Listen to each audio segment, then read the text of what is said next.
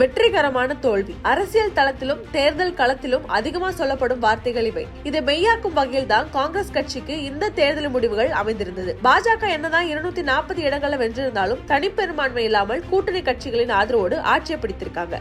இன்னொரு பக்கம் காங்கிரஸ் 100 எம்பிக்களுடன் நாடாளுமன்றத்துல எதிர்கட்சின்ற அந்தஸ்தோட வெற்றி நடை போட இருக்காங்க. கடந்த 10 ஆண்டுகளா இருந்த தோற்கடிக்கவே முடியாத தலைவர் மோடின்ற பிம்பம் இந்த தேர்தல உடைஞ்சிருக்கு. முதலாவதா பாஜக காங்கிரஸ் இரண்டு கட்சிகளும் நேருக்கு நேர் மோதிய தொகுதிகள்ல 2019 தேர்தல 8% வரை மட்டுமே காங்கிரஸ்க்கு வெற்றி கிடைத்திருந்தது. 2024 தேர்தல்ல வெற்றி சதவீதம் 25 வரை உயர்ந்திருக்கு காங்கிரஸ் கட்சிக்கு. அதே நேரம் பாஜகவுடைய வெற்றி விழுக்காடு 92% 71 விழுக்காடு வரை குறைந்திருக்கு. கூட்டி கழித்து பார்க்கும் பொழுது காங்கிரஸ்க்கு இது போல பல அட்வான்டேஜஸ் இருந்தாலும் அவர்களுடைய கீ விக்டரியா பார்க்கப்படுறது ஹரியானா மாநிலத்தில் காங்கிரஸ்க்கு கிடைத்திருக்கும் வெற்றி. முதலாவதா ஹரியானா மாநிலத்தின் தேர்தல் முடிவுகளை எடுத்துக்கிட்டா காங்கிரஸ் அதிகமான வாக்கு வங்கியை வைத்திருப்பது ஹரியானா மாநிலத்தில் தான். 47.6% வாக்குகளை இந்த மாநிலத்தில் பெற்றிருக்காங்க காங்கிரஸ். கேரளாவில் 45.1% வாக்குகளும், தமிழ்நாட்டில் 46.9% வாக்குகளும், உத்தரப்பிரதேசத்தில் 43.5% வாக்குகளும் காங்கிரஸ் பெற்றிருந்த நிலையில அதிக வாக்குகளை பெற்றிருப்பது ஹரியானாவில் தான். இதற்கு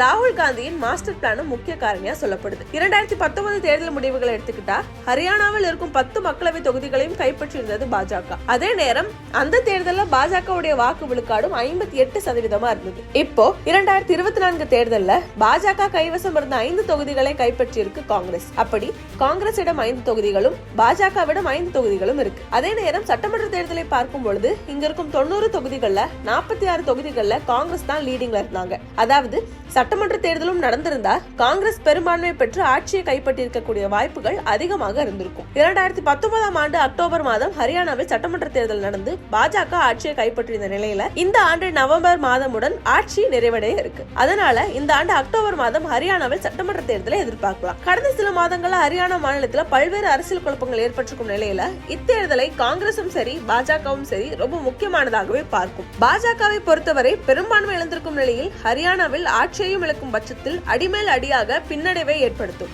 அதே நேரம் காங்கிரசும் இம்முறை ஹரியானாவில் சிறப்பாக செயல்பட்டிருப்பதால் அதே ஃப்ளோவுடன் ஆட்சியை கைப்பற்றும் முனைப்பில் இருக்கு. கட்சிகள் என்னென்ன முன்னெடுப்புகளை கையில் எடுத்தாங்க, எந்த மாதிரியான ஸ்ட்ராட்டஜிகளை கையாண்டாங்கன்ற கேள்வியும் அதே நேரம் எழுது. முதலாவதா பாஜகவை எடுத்துக்கிட்டா மாநிலத்தில் அவங்க தான் ஆளுங்கட்சியா இருந்தாங்க. ஆன்டி இன்குமென்சி சொல்லப்படும் ஆளும் அரசுக்கு எதிரான மனநிலையை சரிக்கட்டவே முதலமைச்சரா இருந்த மனோகர் லால் கட்டர் மாற்றப்பட்டு நயாப் சிங் சைனி முதலமைச்சரா பொறுப்பேற்றார். ஆனா இதுவும் பாஜகவுக்கு கை கொடுக்காததாகவே தெரிய வருது. அடுத்ததா காங்கிரஸ் எடுத்துக்கிட்டா முன்னாள் முதல்வர் பூபேந்திர சிங் ஹூடா சீற்றமான பிரச்சாரங்களை முன்னெடுத்தார். அது காங்கிரஸ்க்கு கை கொடுத்திருப்பதாகவே தெரிய வருது. காரணம் பூபேந்திர சிங் ஹூடாவுடைய மகன் தீபேந்தர் ஹூடா தான் மாநிலத்திலே அதிகப்படியான வாக்கு வீதத்தை பெற்றிருக்கார். இப்படி இரண்டு கட்சிகளுக்கும் சாதக பாதகங்கள் இருக்கும் நிலையில் ஹரியானா சட்டமன்ற தேர்தலில் வெற்றி யார் பக்கம் இருக்க போகுது என்ற எதிர்பார்ப்பு அதிகரித்து இருக்கு.